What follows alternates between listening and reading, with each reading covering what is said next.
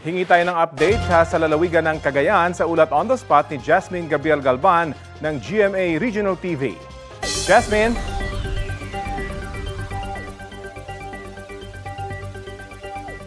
Rafi, magdamag naranasan ang pabugso-bugsong hangin at panakanakang pag-ambon sa malaking bahagi ng Cagayan. Bunsod niyan, inilikas ang 110 individual mula sa mga bayan ng Santa Ana, Claveria, Bagao at maging sa bayan ng Gataran. Pero ngayong umaga, Rafi, ay pinayagan ng makauwi yung mga evacuees since maganda naman na yung panahon province-wide. Actually, sa monitoring ng PDRRMO ay maganda na yung weather conditions sa malaking bahagi ng Cagayan. Kaya naman balik na rin yung klase ng mga estudyante sa iba't ibang mga paaralan sa probinsya ng Cagayan. Sa kabila ng maayos na panahon, hindi pa rin pinahihintulutan ang pagbiyahe ng ferry boat at paglaot ng mga mangingisda. Sa ngayon, walang reported na pagbaha sa mga low-lying areas sa Cagayan.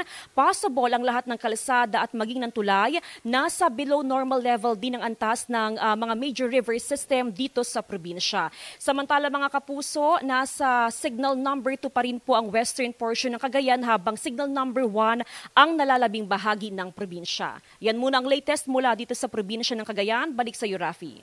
Maraming salamat at ingat, Jasmine Gabriel Galban ng GMA Regional TV.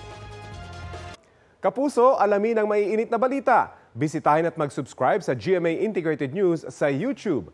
Sa mga kapuso abroad, samahan niyo kami sa GMA Pinoy TV at sa www.gmanews.tv.